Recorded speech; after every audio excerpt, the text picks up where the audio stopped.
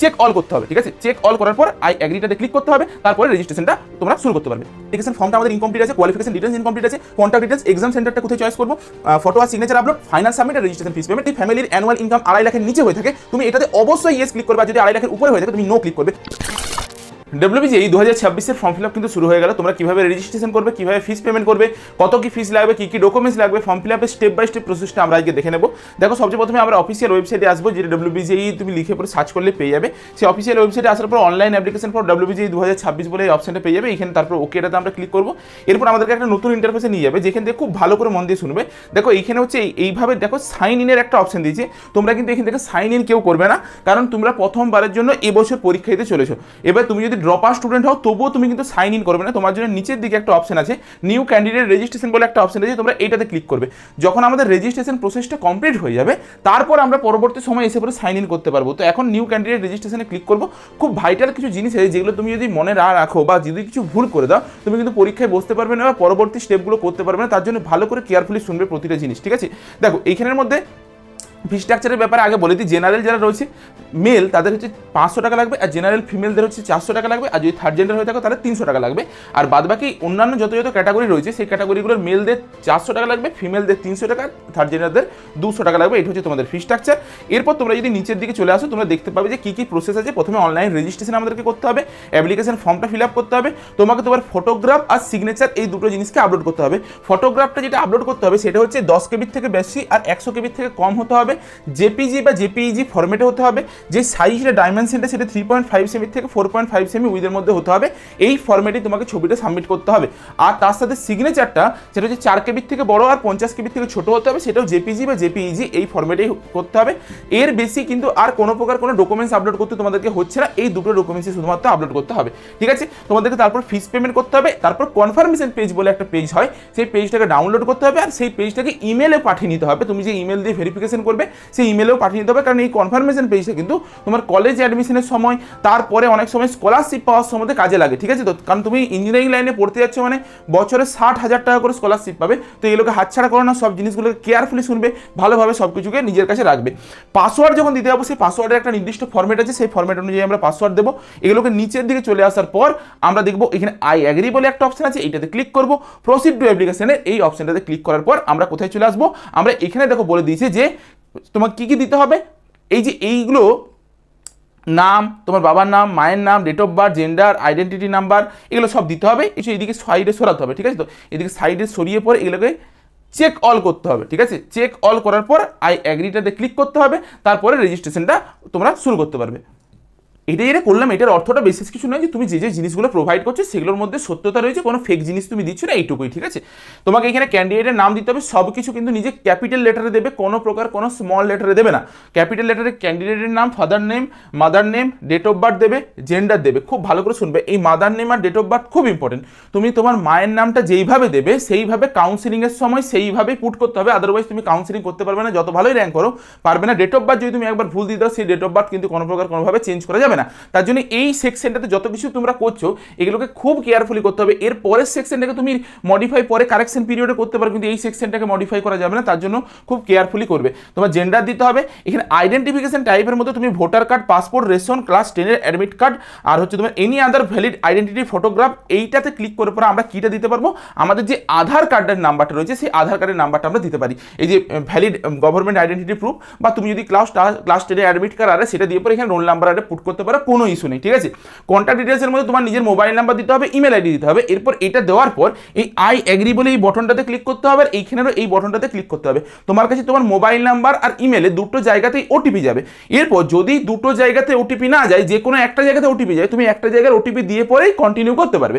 কিন্তু যদি দুটো জায়গার ওটিপি মানে ইয়ে থাকে তাহলে দুটো জায়গার ওটিপি পুট করবে, তাহলে তোমার মোবাইল নাম্বার ইমেল আইডি দুটোই ভেরিফাই হয়ে যাবে। তাতে সুবিধাটা কী হবে, তোমার কাছে ইমেলে সব নোটিফিকেশনগুলো পাবে, কখন অ্যাডমিট কার্ড বেরোলো, কখন তোমার কাউন্সিলিং শুরু হবে, অনেক কিছু ইনফরমেশন তোমরা ইমেলের মধ্যে আপডেটগুলো পেয়ে যাবে। কনফার্মেশন পেজে ডাউনলোড করতে পারবে ইমেলের থ্রু, এইটা সুবিধাটা পাবে, ঠিক আছে।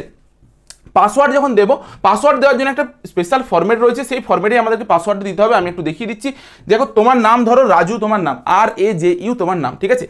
আরটাকে আমরা কি করব, ক্যাপিটাল করব, এ জে ইউ, এটাকে স্মলে করব, একটা @ দিতে পারি, একটা হ্যাশট্যাগ দিতে পারি, বা অন্যান্য যে কোনো চিহ্ন দিতে পারি, একটা স্পেশাল ক্যারেক্টার দিয়ে তারপরে তুমি ধরো 9563 বা যে কোনো র্যান্ডাম নাম্বার দিলে 1359, যা হোক একটা র্যান্ডাম নাম্বার দেবে। অর্থাৎ মিনিমাম একটা ক্যাপিটাল, মিনিমাম একটা স্মল লেটার, একটা স্পেশাল ক্যারেক্টার আর নিউমেরিক্যাল, এটা হতে হবে। আর মিনিমাম টোটাল পাসওয়ার্ডটা 8টা ক্যারেক্টারের হতে হবে। আমাদের দেখো 1 2 3 4 5 6 7 8 9টা ক্যারেক্টার হয়েছে, মানে আমার এটা ঠিক আছে।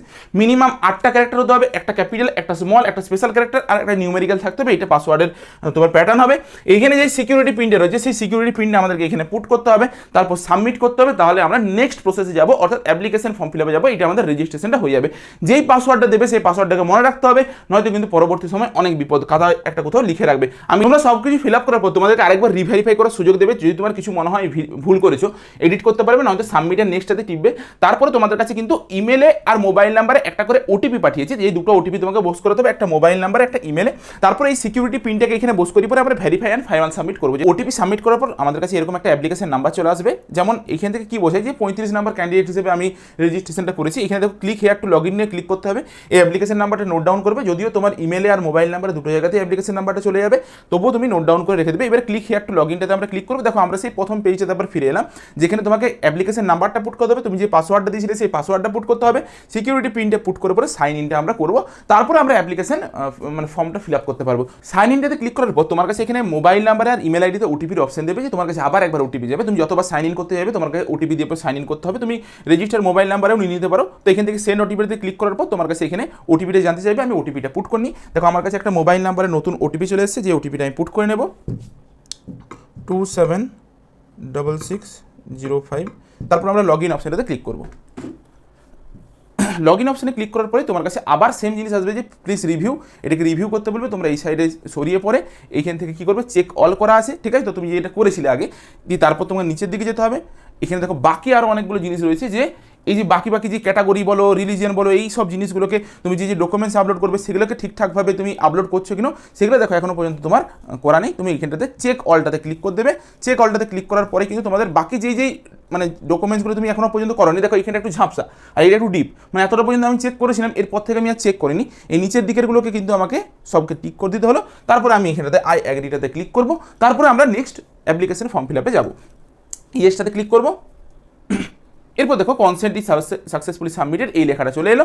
এরপর দেখো আমাদের কাছে কী কী জিনিস এসছে। প্রথমত অ্যাপ্লিকেশন ফর্মটা আমাদের ইনকমপ্লিট আছে, কোয়ালিফিকেশন ডিটেলস ইনকমপ্লিট আছে, কন্ট্যাক্ট ডিটেলস, এক্সাম সেন্টারটা কোথায় চয়েস করবো, ফটো আর সিগনেচার আপলোড, ফাইনাল সাবমিট আর রেজিস্ট্রেশন ফিস পেমেন্ট, এইগুলো ইনকমপ্লিট রয়েছে।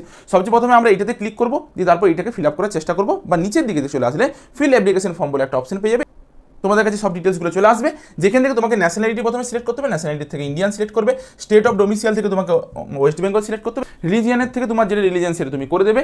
এইখান থেকে টিউশন ফি ওয়েবার বলে একটা অপশন রয়েছে, খুব ইম্পর্টেন্ট একটা অপশন, খুব ভালো করে মন দিয়ে শুনো। এইটা তোমার মানে জীবনটাকে পাল্টে দিতে পারে। তুমি ধরো একটা ভালো রেজাল্ট যদি করো বা ভালো রেজাল্ট যদি নাও করতে পারো, তুমি একটা প্রাইভেট কলেজে ইঞ্জিনিয়ারিং পড়াশোনা তোমার স্বপ্নটা কমপ্লিট করতে পারবে, কিন্তু তোমার সেইখানে কিন্তু ফিসটা প্রচুর কম লাগবে। যেখানে একজন নর্মাল ক্যান্ডিডেট, নর্মাল স্টুডেন্ট যেখানে একটা প্রাইভেট কলেজে পড়তে গিয়ে প্রায় 7-8 লাখ টাকা 10 লাখ টাকা পর্যন্ত খরচ করে, সেখানে মাত্র তুমি 4 বছরে 2 লাখ টাকা মাত্র খরচা করে পড়ে তুমি কোর্সটা কমপ্লিট করতে পারবে। তার সাথে তুমি 60,000 টাকা করে স্কলারশিপ পাবে, 2,40,000 টাকা স্কলারশিপ পাবে, অর্থাৎ 40,000 টাকা তোমার বেনিফিটই পাচ্ছ।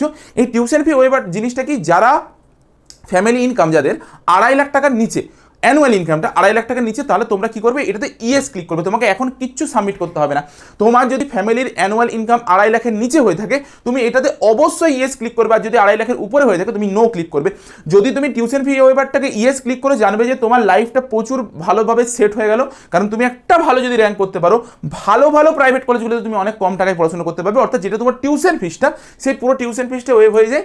আর হচ্ছে তোমার শুধুমাত্র লাগে কি ওই লাইব্রেরি ফিস, ডেভেলপমেন্ট ফিস, এইসব জিনিসগুলো লাগে, দিয়ে এমনি করতে করতে 2 লাখ টাকার মধ্যে হয়ে যায় সব কিছু, ঠিক আছে।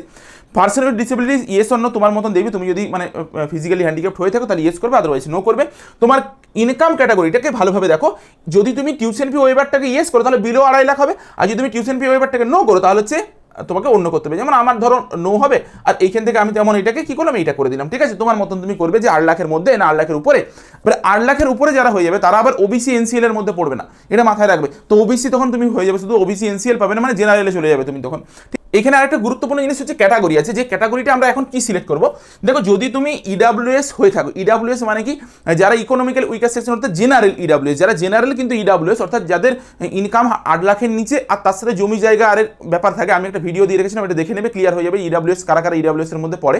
যদি ইডাব্লিউএস হয়ে থাকো বা ইডাব্লিউএস সার্টিফিকেট যদি বের করে নিতে পারো, তাহলে এখন থেকেই তোমাকে ইডাব্লিউএসটা সিলেক্ট করতে হবে।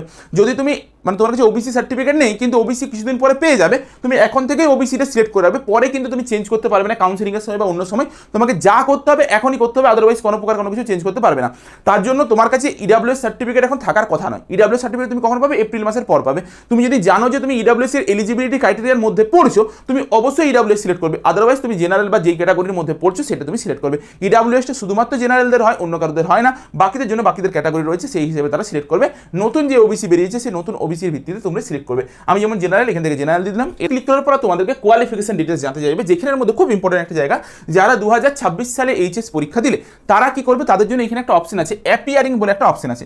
যারা 2025 সালে বা তার আগে এইচএস পরীক্ষা দিয়েছে তারা পাস লিখবে, যারা এবছর এইচএস পরীক্ষা দিয়েছে এখনো পর্যন্ত রেজাল্ট হাতে পাওনি তারা অ্যাপিয়ারিং লিখবে। অ্যাপিয়ারিং লেখার সাথে সাথেই পাসিং ইয়ারটা এখানে 2026 চলে আসবে। তোমাকে নেম অফ দ্য বোর্ড দিতে হবে যে তুমি কোন বোর্ডের আন্ডারে পড়ছো, যেমন West Bengal Council of Higher Secondary Education এখানে রয়েছে, বা তোমার যেটা বোর্ড তুমি সেটা দিয়ে দেবে। স্কুলের নাম আর অ্যাড্রেস দিতে হবে, এখানে স্কুলের নামটা দেবে, কোমা দিয়ে পরে অ্যাড্রেসটা দেবে, স্কুলের পিনকোডটা দেবে। শুধুমাত্র স্কুলের নামটা দিয়ে ছেড়ে দাও না, স্কুলের নাম আর অ্যাড্রেস তার সাথে হচ্ছে পিনকোড দেবে। তারপরে আমরা এখানে সেভ অ্যান্ড নেক্সট করবো। যেহেতু যারা যারা পাস করে গেছে তারা এখানে পাস দেবে, আর এখান থেকে পাসিং ইয়ারটা সিলেক্ট করবে যে কোন ইয়ারে পাস করেছে, আর বোর্ডের নামটা দিবে, তারপর স্কুলের নাম আর দেবে। ঠিক আছে, এরপর চলে আসবো আমরা অ্যাড্রেসে, যেখানে তোমাদেরকে পার্মানেন্ট অ্যাড্রেস আর তোমার এটা প্রেজেন্ট অ্যাড্রেস আর পার্মানেন্ট অ্যাড্রেস দিতে হবে। যদি তোমার প্রেজেন্ট অ্যাড্রেস আর পার্মানেন্ট অ্যাড্রেস একই হয়ে থাকে তাহলে তুমি একটাকে ফিল আপ করবে, নিচের দিকে সেম অ্যাজ প্রেজেন্ট অ্যাড্রেসের এই অপশনটাতে ক্লিক করে দিলেই হয়ে যাবে। এখানে সেভ এন্ড নেক্সট অপশনটাতে ক্লিক করবো, ইয়েস করবো, আমাদের কাছে নেক্সট পেজ চলে আসবে, যেখানের মধ্যে আমাদেরকে এক্সাম সেন্টারটা চয়েস করতে হবে। তোমাকে টোটাল 3টে সেন্টার চয়েস করতে হবে, সিটি 1, সিটি 2, সিটি 3। তোমার বাড়ির সবচেয়ে কাছেরটাকে তুমি সবচেয়ে প্রথমে চয়েস করবে, আর যেটা তুমি যেতে বেশি পছন্দ করবে সেটা প্রথমে চয়েস করবে। যেমন এখান থেকে ওয়েস্ট বেঙ্গল সিলেক্ট করবো, সবচেয়ে প্রথমে কাছে, যেমন ধরো আমি এটাকে দিয়ে দিলাম। তারপরে আমাদের কাছে ধরো আমি নিলাম এইখান থেকে নেক্সট হচ্ছে ধরো এইটাকে দিয়ে দিলাম। ঠিক আছে, তো আরেকটাকে নিলাম, তোমার যেটা বাড়ির কাছে হবে তুমি অবভিয়াসলি সেটাকে দেবে। আরেকটা সাপোজ ধরো আমি এইখান থেকে একটা কিছুকে দিয়ে দেবো, এটাকে দিয়ে দিলাম। ঠিক আছে, 3টা দিয়ে দিলাম। এরপর সেভ অ্যান্ড নেক্সট অপশনটাতে ক্লিক করবো, তারপর আমাদের কাছে ওকে অপশন আসবে, ওকে অপশনটাতে ক্লিক করে দেবো। এরপর তোমাকে কি করতে হবে, তোমার যে ফটো আর সিগনেচার এই দুটোকে আপলোড করতে হবে। তোমার ফটোটাকে 10 KB থেকে 100 KB মধ্যে হতে হবে, সিগনেচারটাকে 4 থেকে 50 KB মধ্যে হতে হবে। আমি এইখানটাতে চুজ ফাইলে ক্লিক করবো, তারপরে প্রিভিউ অ্যান্ড আপলোডে ক্লিক করবো, চুজ ফাইলে ক্লিক করবো, প্রিভিউ অ্যান্ড আপলোডে ক্লিক করবো। তারপরে আমাদের কাছে সেভ অ্যান্ড নেক্সটের অপশন চলে আসবে, তার আগে চেকবক্সে ক্লিক করতে হবে, তাহলে হয়ে যাবে। আমি দেখিয়ে দিই, দেখো ওখানে সেভের অপশন আসবে। তারপর তোমার যদি মনে হয় ভুল কিছু করে দিয়েছো, তুমি এখান থেকে ক্লিক অ্যান্ড ভিউ করতে পারো, আর যেমন রিভিউ অ্যাপ রি আপলোডও করতে পারো। তোমার যদি রি আপলোড করতে মন যায়, এখানে আপলোড অ্যান্ড ফাইনালে নেক্সট করতে হবে। এরপর আমাদেরকে ফাইনাল সাবমিশনের স্টেপে চলে আসছি।